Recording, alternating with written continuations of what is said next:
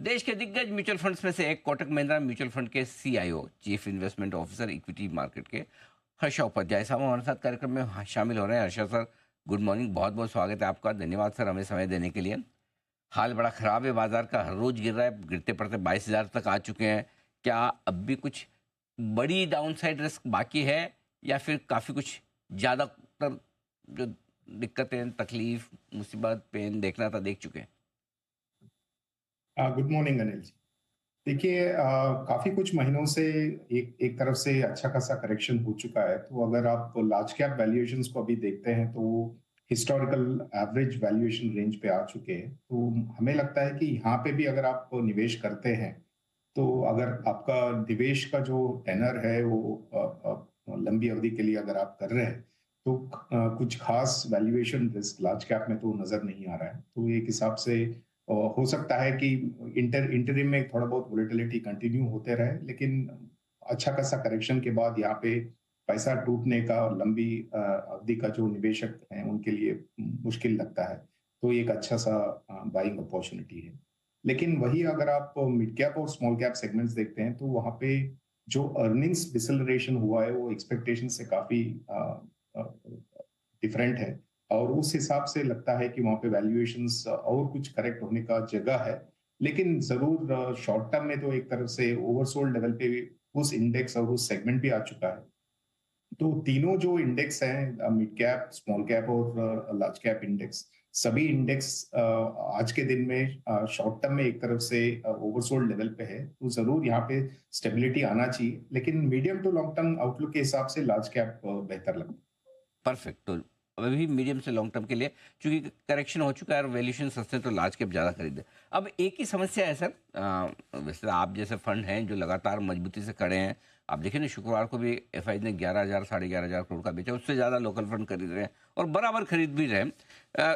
सबके मन में है, और आप भी शायद जानते हो कि जब ये बेचना रुकेंगे तभी शायद बाजार बढ़ेगा। तो क्या क्या लगता है कि कब तक और कितनी और बिकवाली हो सकती है? हाँ, अनिल जी, ये कहना तो बहुत मुश्किल है। देखिए, ये 5 महीने से लगातार ये सेलिंग कंटिन्यू हो रहा है। तो एक तरफ से एब्सोल्यूट नंबर के हिसाब से और जितना समय से ये कंटिन्यूस सेलिंग आ रहा है, ये सब देखते हुए लगता है कि काफी कुछ जो सेलिंग का इनका राय था वो ऑलरेडी एग्जीक्यूट हो चुका है। लेकिन एक चिंता का विषय अभी भी बना बना हुआ है, जो है प्रेसिडेंट ट्रम्प का जो ऑलमोस्ट एवरीडे जो स्टेटमेंट्स आ रहे हैं वो काफी कुछ नर्वसनेस क्रिएट कर रहे हैं इमर्जिंग मार्केट्स को लेते हुए और काफी कुछ टैरिफ्स को लेते हुए। तो ये सब जब वोलेटिलिटी चल रहा है या डेवलपमेंट चल रहे हैं जहाँ पे प्रिडिक्टेबिलिटी बहुत कम है, हो सकता है कि और थोड़ा सेलिंग उस सेगमेंट से आना हो सकता है। लेकिन मेरे हिसाब से काफी कुछ सेलिंग एटलीस्ट शॉर्ट टर्म के लिए तो हो चुका है। ओके, चलिए ये अच्छी बात है कि काफ़ी कुछ एफआईएस की भी शॉर्ट टर्म के लिए सेलिंग हो चुकी है।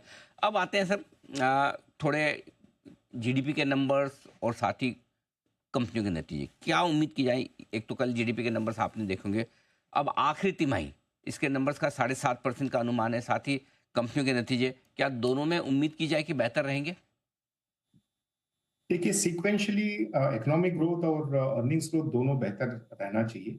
लेकिन जो ईयर ऑन ईयर ग्रोथ आएगा अर्निंग्स में वो शायद इतना कुछ खास उम्मीदें नहीं जता पाएगा। हमें लगता है कि करीब करीब जून क्वार्टर या सितंबर क्वार्टर से आपको अर्निंग्स में मोमेंटम एक तरफ से फिर से दिखाई देगा, क्योंकि there is always a lag effect. चलिए तो थोड़ी चौथी तिमाही से। जो दिख रहा है वो आगे जाके थोड़ा बेहतर होना चाहिए। तो हमें लगता है कि एक माही के बाद यहाँ से बेहतर अर्निंग्स ग्रोथ तो दिखाई देना चाहिए। ठीक बात है। थोड़ा सा वक्त लगेगा लेकिन अर्निंग को फिर से आनी चाहिए। ऐसे में जो लोग पैसा लगाना चाहते हैं, कहाँ पैसा लगाना उचित है? आपको क्या पसंद है इस वक्त भारतीय बाजारों में? देखिए, वैल्यूएशंस को देखते हैं तो क्लियरली बैंकिंग क्षेत्र में काफी कुछ वैल्यूएशन कंफर्ट है। तो हमें तो लगता है कि इस वोलेटाइल वोलेटाइल सीजन में भी इसमें ज्यादा कुछ करेक्शन नहीं दिखाई दिया। तो यही एक अच्छा सा वैल्यूएशन कंफर्ट देने वाला सेक्टर लगता है। उसके अलावा काफी कुछ ऐसे सेक्टर्स हैं जहाँ पे वैल्यूएशन पीक लेवल से काफी करेक्ट हो चुका है। और वहाँ पे ज़्यादातर स्टॉक स्पेसिफिक रूप से आपको काम करना पड़ेगा, और जहाँ-जहाँ पे भी अर्निंग्स का इम्प्रूवमेंट का एक्सपेक्टेशंस है, वहाँ पे आपको निवेश करना बेहतर रहेगा। सेक्टोरल तरीके से शायद वहाँ पे नहीं जा पाएँ। Okay, perfect. तो बैंकिंग शेयरों में इस वक्त वैल्यूएशन काफ़ी बेहतर नज़र आ रहे हैं, वहाँ निवेश करना रहेगा आपके लिए उचित। हर्षा जी, बहुत बहुत धन्यवाद आपका, आपने समय दिया और विस्तार से बाजार के डायरेक्शन ठीक पर है। हमारे दर्शकों से बातचीत की। Thank you so much sir.